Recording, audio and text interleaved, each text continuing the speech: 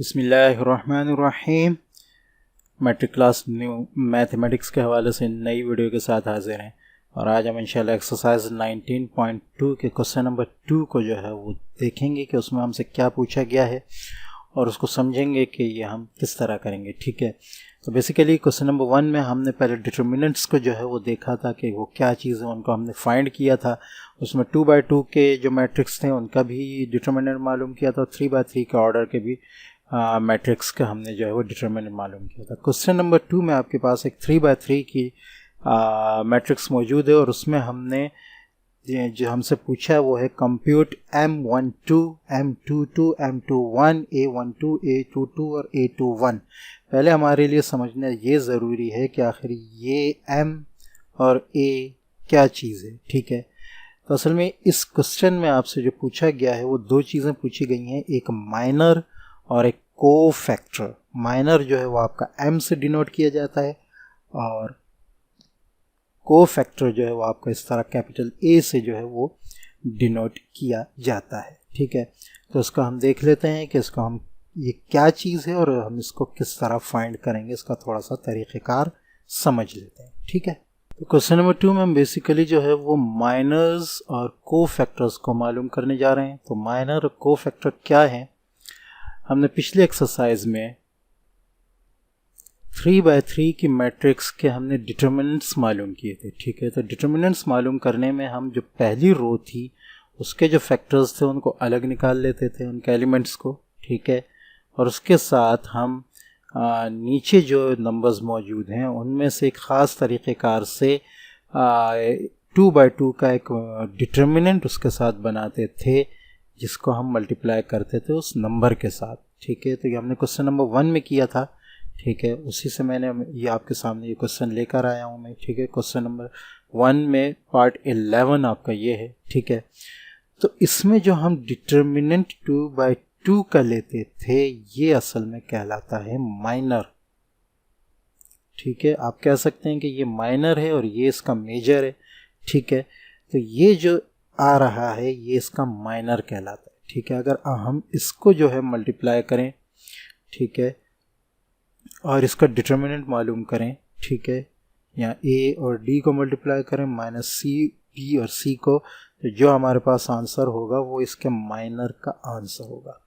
अब हम इसको यहाँ देख लेते हैं अपनी बुक में भी। ठीक है, ये आ रहा है आपके पास 3x3 का मैट्रिक्स। ठीक है, तो यहाँ जो है आपके पास अगर आपसे कहा जाए कि आप M12 या यानी माइनर 12 मालूम करें, माइनर 12 नहीं है असल में, ये माइनर 1 2 यानी first row second column, first row second column. तो फर्स्ट रो आपकी ये है, सेकंड कॉलम आपका ये है।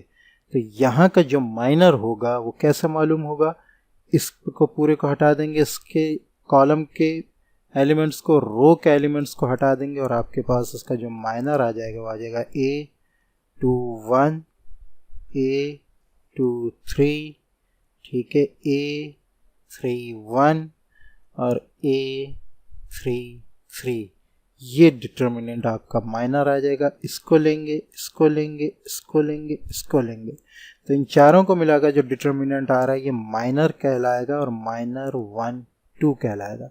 यहाँ इन्होंने लिखा है A22, A30, लेकिन ये A22 नहीं है बल्कि ये A21 है। ठीक, और ये भी A31 है। थोड़ी सी यहाँ मिस्टेक है, तो इसको आप नज़र में रखिएगा। ठीक है, इसको अभी हम आगे भी देखेंगे, आपको आगे भी दिख जाएगा कि ये कैसे है। ठीक है, तो यहाँ हमने माइनर 12 मालूम किया है। तो किसी भी एलिमेंट का अगर आपसे कहा जाए कि आप मालूम करें माइनर 21, ठीक है, तो आप इनको हटा देंगे और इनको हटा देंगे, इन चार को लेकर ये दो और ये दो लेकर जो आप डिटर्मिनेंट बनाएंगे वो M21 होगा, यानी माइनर 21। ठीक है, इसी तरह सबको आप सेट करेंगे। ठीक है, तो आई होप कि ये माइनर आपको जो है अच्छी तरह समझ में आ गया होगा कि ये किस तरह हम निकालेंगे। अभी क्वेश्चन में भी हम इसको करेंगे। अच्छा, यहाँ मैं आपको एक मैट्रिक्स से भी समझा दूँ। ठीक है, तो आपके पास ये एक मैट्रिक्स आ रही है। ठीक है, इसमें आपने M12 मालूम करना है, यानी रो 1 कॉलम 2। ठीक है, ये आपके पास मेंबर हट जाएंगे तो आपके पास क्या आएगा, M12 आपके पास 6 4 1 -7, ये देखें 6 4 1 -7, ठीक है। तो वहाँ जो इधर की आ रही थी वो मिस्टेक थी, ठीक है, ये वाला ये वाला ये वाला ये वाला जिससे हम ऊपर डिटर्मिनेंट 3/3 का बना रहे थे वो जो होंगे माइनर बनेंगे, ठीक है। तो ये हो गया माइनर। अब दूसरा है आपका कोफैक्टर जिसको हमने ए से डिनोट किया है, ठीक है। तो इसको ए से डिनोट करते हैं, अगर हम लिखें ए आई जे से मुराद आई नंबर ऑफ रो और जे नंबर ऑफ कॉलम, ठीक है। तो जैसा अगर हम लें यहां से ले लें, ठीक है, इसको मैं थोड़ा सा कम कर देता हूं,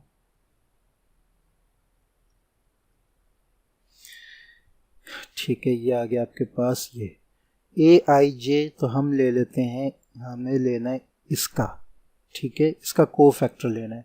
उसका फार्मूला क्या होगा, -1, ठीक है, इसकी पावर आई प्लस जे, आई प्लस जे यहाँ क्या है, -1 रो 1 कॉलम 2, ठीक है। अच्छा, उसको मल्टीप्लाई करेंगे हम एम आई जे से, ठीक है। तो आई जे अगर मैं एम आई जे यहाँ लूँ 1 और 2 का, देखें ये है, तो मेरे पास ये आ रहा था 6 4 1 -7, ठीक है। 6 को -7 से मल्टीप्लाई किया, ये 4 को 1 से मल्टीप्लाई किया, ये और ये माइनस कर दिए, ये वही डिटर्मिनेंट का फार्मूला लग रहा है आपके पास A D minus B C. तो हमारे पास ये M12 हमारे पास -46 आ गया। तो M12 हमारे पास कंफर्म -46 है, और ये जो आपके पास -1 रेज टू द पावर 3 है, यानी -1 इंटू -1 इंटू -1, तो आपके पास दोबारा -1 आ जाएगा। तो -1 मल्टीप्लाई बाय -46, तो ये आपके पास कोफैक्टर्स का 46 आ जाएगा। तो ये आपका यहाँ देखें आंसर आ रहा है, ठीक है। तो इसका मैं दोबारा एक बार फिर करके दिखा देता हूँ कि किस तरह आप माइनर निकालेंगे, किस तरह आप कोफैक्टर निकालेंगे, दोनों आपने यही निकाले हैं, ठीक है। मैं एक दफ़ा फिर आपके सामने ये करके दिखाता हूँ। ये आपके पास मैट्रिक्स आई है, इसका आपने निकालना है माइनर 1 2 1 रो 2 कॉलम, जो आपके पास आ रहा है -3, ठीक है। तो -3 की रो और कॉलम वाले आप निकाल देंगे, बाकी आपके पास आया 6 4 1 -7। इसका डिटर्मिनेंट निकालेंगे आप, डिटर्मिनेंट निकालने का आपको तरीक़ेकार मालूम है, 6 इंटू -7 -4 इंटू 1, ठीक है। 6 -7 4 1, बीच में माइनस साइन, -46 आ गया, ये आपका हो गया M12। कोफैक्टर मालूम करने का फार्मूला है -1 इंटू आई प्लस जे मुराद number of row plus number of column. तो रो आपके पास 1 है, कॉलम आपके पास 2 है, तो यहाँ आपके पास आ जाएगा 1 + 2 3, और एम आई जे आपके पास जो आ रहा था, या M12 आपके पास जो आ रहा था, वो आ रहा था -46, ठीक है। दोनों को मल्टीप्लाई करेंगे आपके पास 46 आंसर आ जाएगा, ये आपका कोफैक्टर हो गया, ठीक है। तो अब हम चलते हैं क्वेश्चन की तरफ कि इसको क्वेश्चन को हम किस तरह करेंगे, ठीक है। ये 19.2 का क्वेश्चन नंबर 2 आपके पास आ रहा है, ठीक है। इसमें आपको एक मैट्रिक्स दी हुई है, इसमें हमें मालूम करना है M12।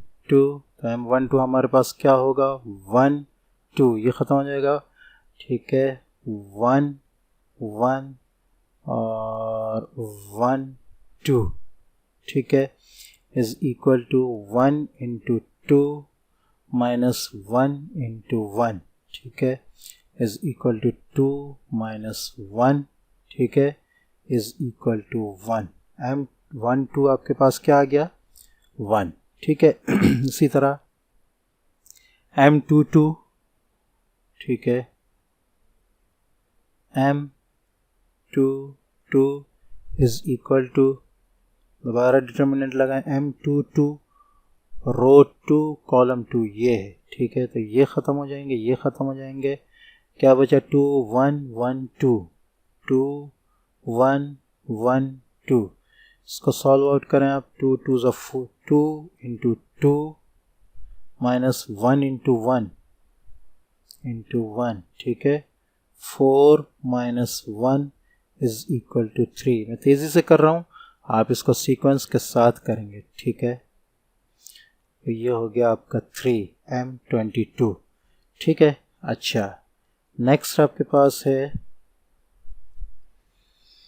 m21, ठीक है। अच्छा जी, तो m21 यानी रो 2 कॉलम 1 जो ये है, तो ये ख़त्म हो जाएंगे, ये ख़त्म हो जाएंगे, 1 1 minus 1 2, m21 is equal to 1 1 minus 1 और 2। मैं दोबारा देख लेता हूँ, m21 रो 2 कॉलम 1, तो 1 माइनस 1 1 2, ठीक है, ये हो गया। अच्छा, अब इसको मल्टीप्लाई कर लें हम, मैं इसी तरह कर रहा हूँ, आप नीचे करेंगे, 1 2 से 2, 1 into 2 minus 1 into minus 1 minus 1 into minus 1, ठीक है।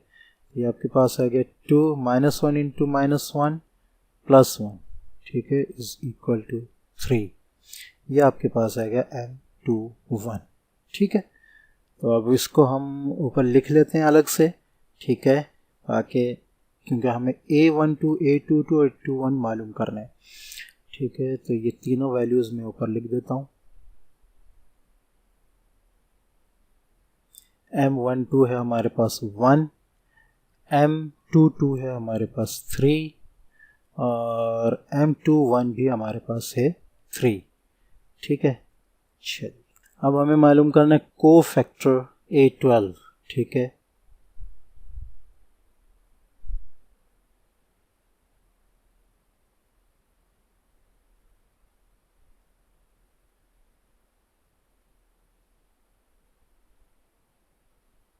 ये इसका फार्मूला आ गया, ठीक है।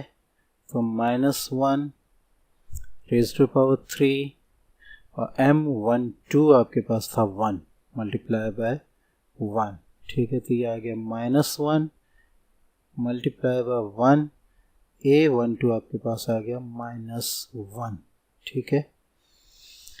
अच्छा जी, अब a22 भी कर लेते हैं। तो a22 का फार्मूला क्या आएगा आपके पास, इज इक्वल टू -1 2 प्लस 2, ठीक है, और m22, ये आपके पास आ जाएगा -1 raise to power 4 multiply by m22 आपके पास था 3 मल्टीप्लाई बाय 3, ठीक है। तो ये हो गया 1 multiply by 3 is equal to 3।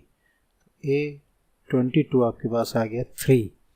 अब a21 कर लें, a21 is equal to -1 into 2 raise to power 2 plus 1 into 3, m21 हमारे पास है 3 is equal to -1 into 3 is equal to -3। ये आपका कोफैक्टर हो गया, ठीक है। तो ये हमने तीनों माइनर और तीनों कोफैक्टर हमने मालूम कर लिए हैं। होप ये आपको अच्छी तरह समझ में आया होगा। मिलते हैं नेक्स्ट वीडियो में, तब तक के लिए इजाज़त। अस्सलामु अलैकुम व रहमतुल्लाह।